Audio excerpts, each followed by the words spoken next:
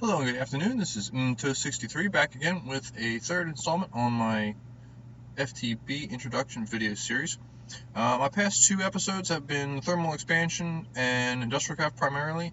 This edition, I'm pretty much going to be a little more scatterbrained and kind of hop around, touch on a couple various different things that I wish I had known when I gotten started with FTB. So without further rambling, let's get started. Everyone who has played vanilla should already be familiar with the basic double vanilla chest, and you'll actually notice my first, if you're really keen, my very first video was at a different GUI scale because I could fit everything on the screen. Well, my plan with the industrial craft video was to actually get into this, and I rambled a little longer than I expected. So here's a double chest, and then we have a mod called Iron Chest that makes, among things, an iron chest. This iron chest is half the size of the double and is the same capacity.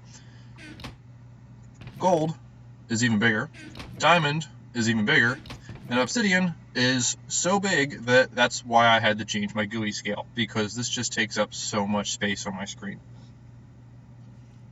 So if you ever felt like this double chest wasn't quite enough to hold all your cobble, well, there's a couple options to take care of that now. You can just go with a bigger chest, which works great if that's what you want. There's also a couple other options for you. These all work like just basic chests. The barrels, however, are really nice for storing a lot of one type of item. So, for example, cobble or dirt. The really nice thing about barrels is you don't have to really open them. You can just punch, and you get a stack of cobble. And you punch, and you get multiple stacks of cobble, and you can see exactly right on there how much cobble you have. Now, if you shift and left click, you'll pull one at a time. And if you right click, shift right click, you'll place the block apparently.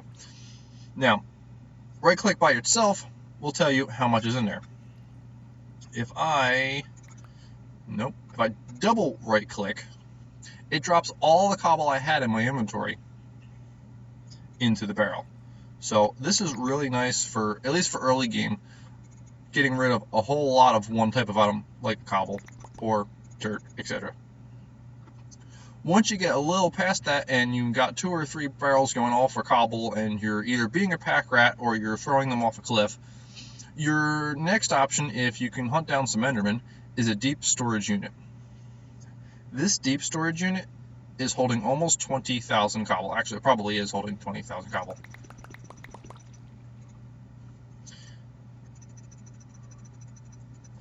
This takes an insane amount of one item, and you can pull that back out if you want. You can shift click it back in, all kinds of good stuff. Again, it only takes one type of item, but I have seen this go as high as like 2 million of one item, and it's fine. It just works. It just keeps on holding more and more. So this is absolutely a different level to Minecraft altogether if you want to hold on to 1 million cobble for some reason. Now, I thought I could get rid of, dump them all back in, but I'm kind of doing a combination of control and shift and trying to remember what all the keyboard shortcuts are for getting things dumped in and out. But I think if you control and shift together, you can pretty much fill your inventory instantly. And then I am shift. No, you know what? I got cheat mode on, so this is steel and cobble. I'm just going to get rid of all this real quick. Sorry about this. All right, so let's say 20,000 cobble is enough for me. I don't need any more. So I'm going to undo this barrel. There's a couple mods that just have a lot of random things that aren't necessarily all integrated together, but they're all really handy. One of those mods is extra utilities. By the way, this deep storage unit is from Mine Factory Reloaded, and the barrels are from Factorization. The trash can, as you probably can guess, gets rid of stuff. So there's none of this throwing it into lava and causing some server lag. There's none of this throwing it off the cliff and, again, causing server lag until it despawns. You can just dump things into a trash can and it's gone. It's just gone forever. There is no server lag, there is no waiting, there is no despawning, it's just gone. So that is just a kind of a real brief overview of various inventory options. I use a heavy combination of all of these even end game, I'm still using deep storage and trash cans and occasionally a barrel or two. So you have all this inventory, you have all this space. It can get a little messy though when you have a lot of different things in here. One thing I want to show is there's a couple different options here for organizing your inventories once you have a lot of things in here. For example, one, I probably have done this already a couple times, shift and click pushes things from the top to the bottom and from the bottom to the top. And it will, whenever possible, try to stack things. The other thing you can do from an automatic sorting perspective is if you middle click in here, it sorts everything and pushes everything into pretty stacks, and it puts them all in order.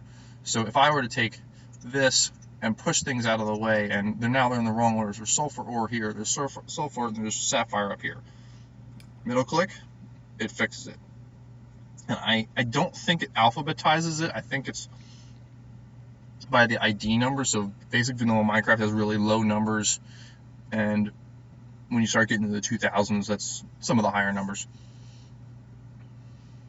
So middle click is something I've become OCD about. I just middle click whenever I'm looking in an inventory and it's not clean, because then I can middle click, sort, and see exactly how much glass I have, and I'm not dealing with a stack here and a stack here and another partial stack there. It just cleans it all up really nicely. There are some other options that if you keep middle clicking, it will do other types of sorting. Sometimes this works better than others. With this chest, it's not doing exactly what I would like, but with a smaller chest or with less items, you might see it sorting into rows or columns or things like that. Like, for example, there's a button here. There's a default sorting, which is the same thing as the middle click. Vertical, I'm not impressed with. Horizontal, I'm not really sure what it's doing there. But that might actually work better if you had different items in there. I'm not exactly sure what the differences are. So there's also a couple other options here for moving things in and out. You saw me do a shift, click, push things around, so I could shift, and they're all going in. The other thing you can do is shift and control, and it'll push multiple stacks of the same item around. So that can save you some time if you're like, okay, well, there's sulfur here and there's sulfur here, and this thing's just a mess. How about I pull all the sulfur out? And now I have it all in my inventory. There's multiple other options here. So let me pull out a whole bunch of things. And I'm going to middle click here for the fun of it. And how about I space click? Space click moves as much as it possibly can from one inventory to the other. And it does kind of treat this hotbar as a little bit of a different area. But space click will move a lot of stuff around, and you can really easily lose 2 or 3 tools if you're not paying attention to what's getting shifted around where. I did this control shift click. I'm reviewing my notes here. Wheel mouse. If you hover over an item, you may have seen me do this, especially with furnaces before. If you hover over an item and you wheel up, you use the scroll wheel, this is pushing items out of this inventory to the other half of my interface. So again, if I do up, this is again pushing things out of the current inventory area to the other inventory. So if you just want to move 2 or 3, you just want one of these, and one of these, and one of these, and one of these, it's pretty easy to get all that done. So now that we've kind of gone over tabs, and there's also some advanced options here if you really want to get into fancy sorting options. There's whole bunches of rule files you can mess around with if you really want to get crazy, but that's a little bit of programming. Now you kind of have an idea of what to do here with chests and how to keep them organized. I'm actually going to skip over this and move right back to it. There's a couple options here. We can mess around with crafting tables. Some of these may or may not be in vanilla. Some of them probably are not at all, but very, very handy to be aware of. So say I have multiple things in here, and for whatever it's worth, I am right-clicking on this to get half of the pile. I can just keep doing that if I really wanted to. If you double-click, it'll pull the whole thing in. Again, might be vanilla, I'm not even sure anymore. If you right-click and hold, it will drop 1 in each grid square that you touched. So again, we can double-click and drag around. In worst cases, you accidentally hit the whole thing, and then you make a solid oak door, or you can pull the middle out and get your chest again. The other thing you can do, I was doing a right click before, if we left click, it will evenly distribute everything around, and now I can make 8 chests if I wished. Now, one handy tip if you're doing this and you're left clicking around and you're like, okay, I don't need this many, I'm going to wheel out. Let's say I wheel out 5 of them. So now one of these stacks can only has 3 in it. I can shift click, I get 3 chests. Give me all my wood, I'm done. So there's a couple options there that are really, really handy. The other thing we can do, and I'm just going to look up a basic vanilla chest recipe. I'm not cheating, and that's not what I wanted to do. If I look up the recipe on this, I'm assuming everyone here knows how to make a basic vanilla chest. If you look, you'll see a question mark here. If you just click this question mark, it will actually kind of give you a little hint on where things are supposed to go. This is, not very important for basic recipes, but the more advanced ones is very handy. The other thing to be aware, The other thing to be aware of is if you're in here again, and you hover over this question mark and you hold shift and click, it will actually pull things out of your inventory and try to build as many of those that you requested as possible. So this is really, I really need to get out creative. This is really, really handy for other recipes that are not chestnut. So maybe I'm looking at Oakwood Stairs. Maybe I'm looking at Oakwood Stairs, and I do that, and it's not going to do what I want. Try this again. If I'm looking at Oakwood Stairs and shift click, now I can get 6 of those in there all at once. And it will save you time if you get used to it. And if you're not in creative mode, messing around with that. So that kind of covers the basics on interfaces within chests and within crafting tables. Now, I promise I'd get a really, really, really brief overview of my fancy armor here. Some of this is pretty cheap to get early on, but the modular power suits mod is, as you can probably guess, modular. There's a lot of really, really fancy options here, and if you hold shift, you can actually see how many different modules I've installed. And that is all from this Tinkerer table. That if you jump in here and you say, oh, I want to install a clock, well, I need a control circuit and I need a Minecraft vanilla clock, then I can hit the install button. If those are both in my inventory, I can install that. So I've installed a heatsink and batteries and power generation and night vision and jetpacks and all kinds of good stuff. So this is not something you probably can play with too early in the game, but some of the basics in here are definitely doable. So I'm not going to go in too far into that. Just as an FYI, and this is kind of goes into the scale of what options are out there within FTB Minecraft. If you're familiar with vanilla, you've probably seen a redstone lamp before. But getting redstone to go vertical in the past is an absolute headache as far as I'm concerned. Trying to get the torch and then the block and then the torch. No, I'm not dealing with that. This is rednet cable. I love rednet cable because it goes vertical.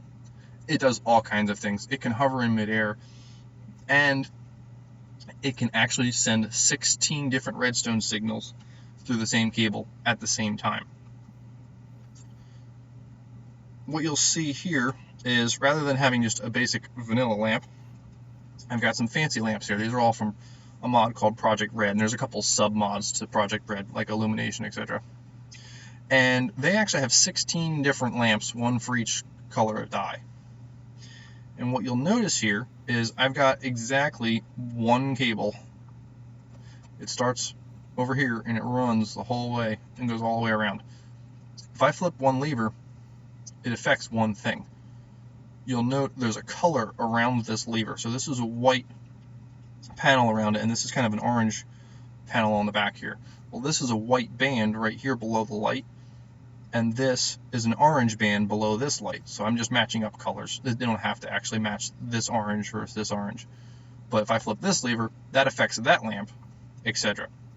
So all of this is going through exactly one cable, and this can save you an immense amount of time. So I have that, I can fiddle with this, I can make any combination of levers here, and they'll all affect the lamps as appropriate. The other thing I did here, the lamps from Project Red have what's called an automatic on, or an inverted lamp, and they also have a basic lamp that is not on. It kind of behaves like the vanilla ones. So what I've done here, you don't have to have a 1-to-1 ratio, a 1-to-1 pairing here. Like, this has got a magenta color behind it, and this is a magenta color, and this is a magenta lamp. Well, I have green here on this lever, and I have green here, and I have green here. Well, this is on by default, and this is off by default. So if I send a redstone signal over green, they both get the signal at the same time. So I can, from this, again, 16 different channels of redstone, and these channels of redstone do not fade over distance. So that's both a good thing and a bad thing. Sometimes you want signal to fade, I understand that, but a lot of times I don't bother with signal fade. I just want to use full power all the time. So for long distance runs, for having multiple machines all powered, or you can interface with multiple machines over redstone across a distance, and it will not really mind that much. I thought I had one more lamp, but I guess not. So that is just kind of a real basic interview to Mine Factory Reloaded and some of the other toys available there. There's a whole bunch of other machines. I'm going to go into some randomness here and just kind of touch on a couple other toys that I like to have. I'm going to grab these, and you've seen this one before. So, let's see here. I'm going to go ahead, I'm going to grab some cobble. And let's say I'm out in the world, I'm doing some digging, and you know what? This accidentally did it by default. This backpack I have here is a container. It automatically grabs certain types of items. So for example, cobble and dirt. It's a digger's backpack, so it will grab cobble and dirt and gravel and things like that. And you can open it up and you have that all stored in there. Now the best thing about this is what I love about it, is you can use a whole bunch of cobble, and if the backpack is in the right mode, I'm going to shift to sneak and right click, and you notice the little icon on the backpack changed. I'm going to get it to the yellow arrow, and my stack of cobblestone just filled back up again. So I can go like this. How much cobble do I have in my inventory? Exactly 64. Say I move it and I double my stacks. Now I have 2 stacks. Because it refilled both stacks, I have 2 stacks of 64. If I throw this on the ground, and I'm in creative mode, so that's not going to work. How about I get out of creative mode because I've already derped up enough as is. If I throw half a stack of cobble on the ground, this refilled. I pick this up, it's not my inventory because the backpack is managing my inventory for me. I love this. I am so addicted to this that I cannot stand having more than 1 stack of cobble in my inventory at once. It really confuses me to be like, why do I have more than 1 stack of cobble? Oh, my backpack's full. Okay. There are, I want to say there's like 10 different backpacks. I highly recommend the digger's backpack for basics, just to keep cobble and dirt out of your way. And then there is a miner's backpack, which will grab all the ores you have as you pick them up off the ground. So all your iron ore, your gold ore, your copper, silver, tin, etc. That won't clog up your inventory, and you'll have space, and you'll just have this one backpack sitting in your inventory that has X number of slots full. So I love that. I highly recommend playing around with that. Another little toy, and these are really expensive to make, but they're kind of easy to find in dungeons if you go exploring enough. Let's just say I'm building a house, and it's, I'm just building a fortification wall for now or something. Builder wand will take blocks from your inventory and save you clicks. In 1 click, I go like that, and my wall is now that tall.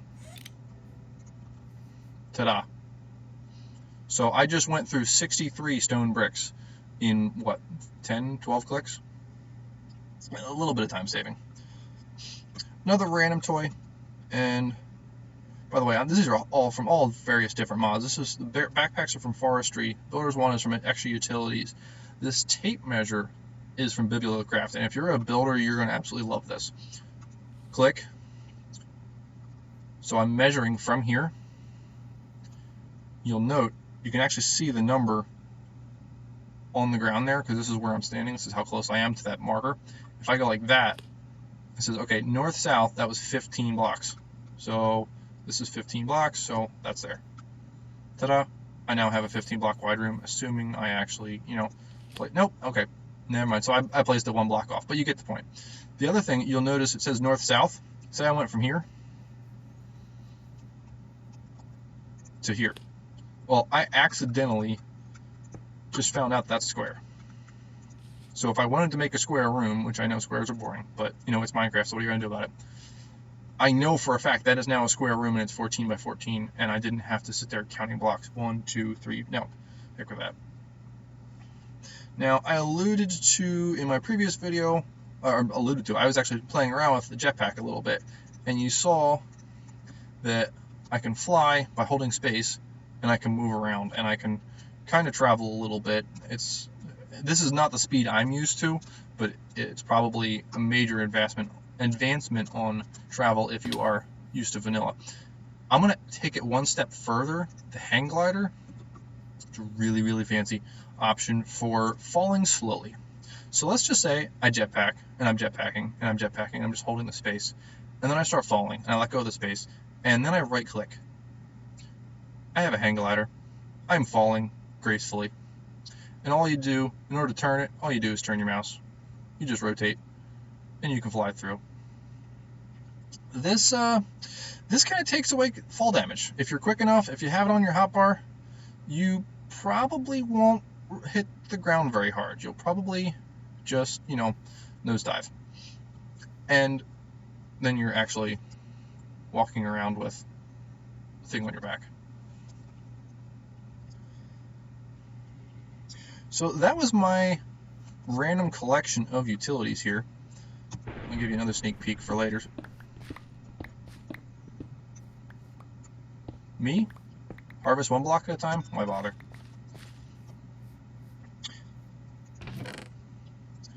I'll go ahead and jump into another option here. This is a step I like to make early game for getting started.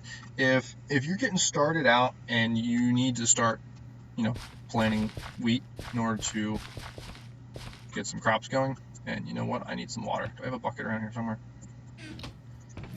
I need a bucket. Where did I leave all the buckets? I have all of my junk chests around.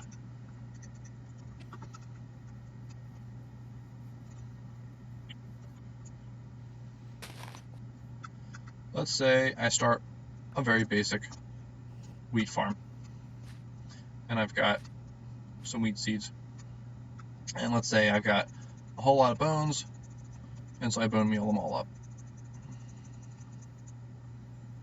and I bone meal the grass. Why not? Well, one of my favorite blocks, and this is from I've ever reloaded the same mod as the cables over there. If I take this harvester, which is actually isn't too expensive to make, drop it down, it actually starts harvesting for you. Now, if you do not have my fancy armor on, you're probably not going to have it start working immediately.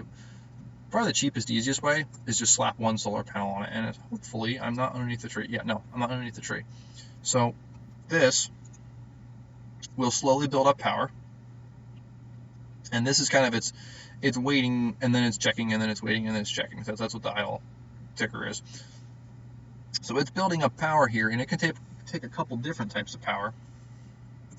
And this is an absolutely excellent way to get your food started early game. Now the other thing I can throw in here, and I didn't grab any yet, is little crop sticks. These are incredibly cheap. It's just a bunch of sticks. And so I was in cheat mode, and I didn't want to be in cheat mode, and now I want to be in cheat mode, and I'm not in cheat mode. Follow that? Good. So This is a really cheap thing. It's just 4 sticks together. I'm going to slap down some crops. And let me plow that. Nope, not what I wanted. And then, once I have these crop sticks down, I can go seed, seed, seed, seed, seed. And how about one of you for good measure? If I throw a chest back here, and then oh, it's not going to let me bone meal this. Alright, well, the point I'm getting to here is the crops with seeds will always keep the roots of the plant. So the wheat itself won't get fully harvested, it will get mostly harvested. It will automatically regrow back. The harvester will automatically pluck your full crops for you. And if you put a chest behind it, it will dump all the wheat into here. So this is an incredibly cheap, if you can handle making a solar panel, this is an incredibly cheap, easy way to get some food started. Get this started, go about your business, do whatever you need to, and when you come back, you'll probably have some wheat in here, if, of course, you've been in the general area, because there's some underlying Minecraft mechanics where machines only run if someone is near them, or if you have other fancy machines to keep that area running. So that is a hodgepodge of various options and toys. I'm going to actually pause it here and see if we can get some crops to actually grow a little bit. Welcome back. Some time has passed. If you caught it real quick there, this piece of wheat right here was fully grown and just got harvested. This spot here has been growing for a while and may actually go mature here in a second.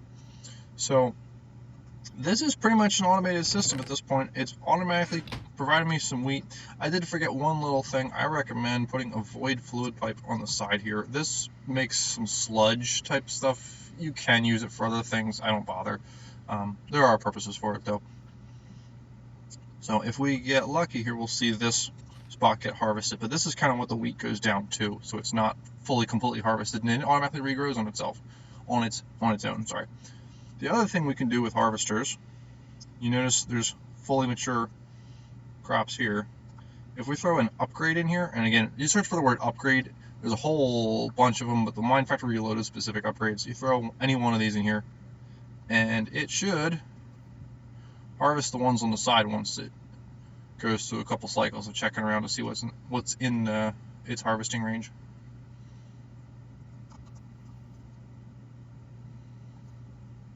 Yes? No? Alright, it will, I promise. But it's not going to do it for me on camera. While I'm waiting for that, I figured I'd show a couple of little things. Built in to Feed the Beast, there are multiple map options. Depends on the mod pack which maps you have by default. But I'll tell you this, if you hit the N key on your keyboard while playing a Direwolf 20 mod pack, you'll probably get that little mini map that just popped up here on my screen. It may or may not have the coordinates there, but this is a huge help for getting some idea of where I am, where I'm going. The other thing you can do with this is M for full screen, and this will show me everywhere I've explored. And you can see I was kind of wandering around trying to find the right biome because I really like where we are here in the Sacred Springs biome. Yeah, this is the Sacred Springs biome. I could have mentioned that earlier. These are, I think, casually referred to as sacred oaks. It's technically all just normal vanilla oak wood, but it's just put together in such a huge formation, and the grass color is really dark, so I kind of like it. Back into M again, and we can browse around. We can use the wheel mouse to zoom in and out, pan around, and I've also gone ahead and, for the fun of it, made some waypoints. If you hit comma, and you can do this in-game or in full screen, and go back in M again, you can see I put a waypoint here. So it's kind of hard to lose track of where I was. I can zoom out and go, okay, well this is where I was working. And I also marked some other things here. If anyone is really, really observant, during my previous videos, you may have seen this little glowy, sparkly thing down here onto the ground. What on earth is that? Well, one of the things I was playing with very first beginning of the first episode was a little intro, or very, very beginnings to Thaumcraft. This is normally not this visible. I'm going to pull my helmet off for a second, and it almost disappeared. Now, if you get close to it, you will still see it. It's really, really hard to see, but it is there.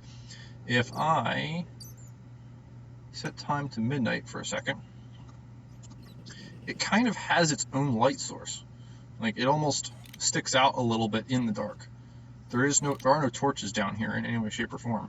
It's all that light is coming from this little aura node. So that's just a teaser for Thaumcraft. I can't do Thaumcraft justice for how to get started on that. I would highly recommend a Direwolf 20 video, but I'm thinking there's another one of these nodes over here too, which actually has a question mark, because I don't know all the aspects on that. Also with Thaumcraft, again, not going to go too far into detail, you have these blue silverwood trees. Those are very handy.